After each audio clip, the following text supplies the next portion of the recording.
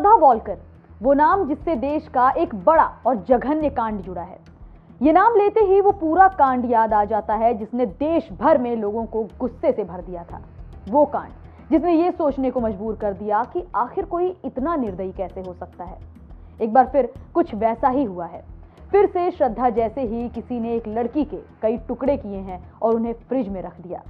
इस कांड ने एक बार फिर से लोगों को झकझोर कर रख दिया है। एक बार फिर लोगों के जहन में सवाल है कि आखिर श्रद्धा का आरोपी आफताब कहां है, वो किस हालात में है, उसे उसकी करनी के लिए क्या सजा मिली, और आखिर ये मामला कौन सा है जिसने एक बार फिर से श्रद्धा वॉलकर की यादों को ताजा कर दिया है।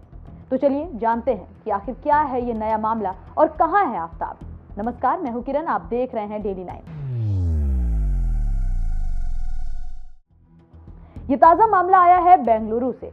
ना सिर्फ बेंगलुरु बल्कि पूरे देश में इस कांड की चर्चा हो रही है। बेंगलुरु के मलेश्वर में व्यालीकावल इलाके के एक फ्लैट से शव बरामद किया गया।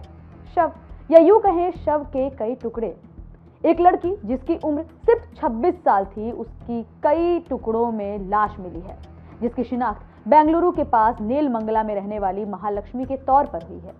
महिला के पति का नाम हेमंत दास बताया जा रहा है। इस मामले की जानकारी लोगों को तब हुई जब मृतका के घर वाले आए। बताया जा रहा है कि महिला 3 महीने पहले ही इस जगह पर किराए के मकान में शिफ्ट हुई थी। कमरा बंद था, लगातार कमरे से बदबू आ रही थी। मृतका के घर वाले आए तो ताला खुला और ताला खुलते ही बाहर तक लाश की बदबू फैल गई। इसके बाद जब फ्रिज के पास लोग पहुंचे तो सामने का मंजर देखकर सभी के पैरों तले जमीन खिसक गई। सामने कई टुकड़ों में लाश पड़ी थी। बहरहाल पुलिस इस मामले की जांच पड़ताल में जुटी हुई है।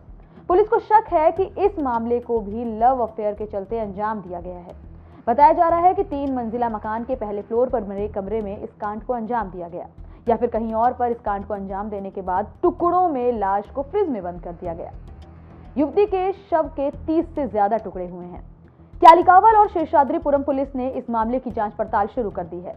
मौके का मुआयना करते हुए एडिशनल कमिश्नर ऑफ पुलिस ने बताया कि मामला 1 से 2 हफ्ते पुराना हो सकता है।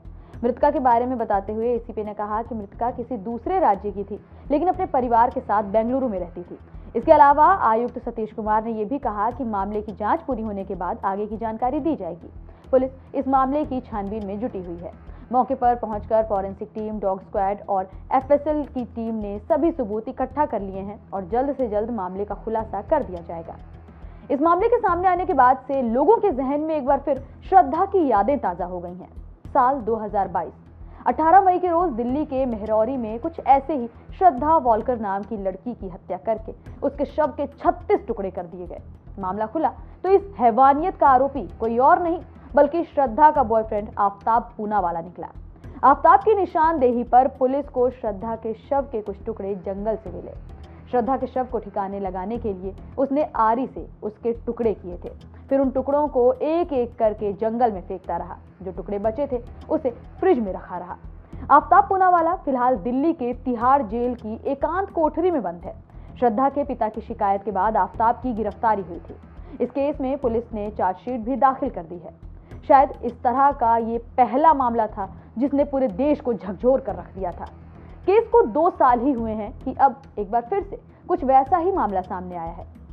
आफताब और श्रद्धा के मामले की बात करें तो दोनों की मुलाकात मुंबई के वसई इलाके में रहते हुए एक डेटिंग ऐप पर हुई।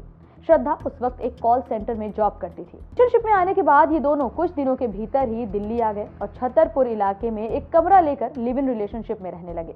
पहले सब कुछ ठीक था, लेकिन कुछ दिन बाद दोनों के बीच झगड़े बढ़ने लगे।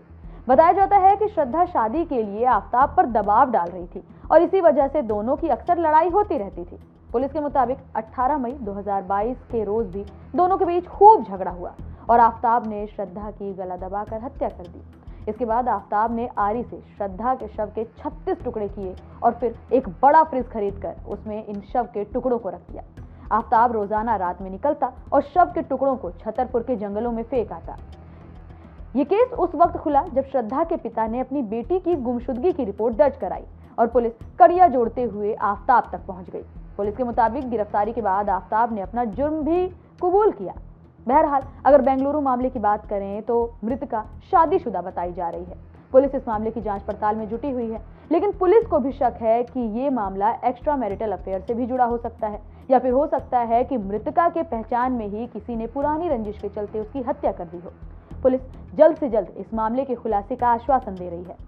फिलहाल के लिए इतना ही। देश और दुनिया से जुड़ी तमाम खबरों से अपडेटेड रहने के लिए बने रहिए डेली लाइन के साथ।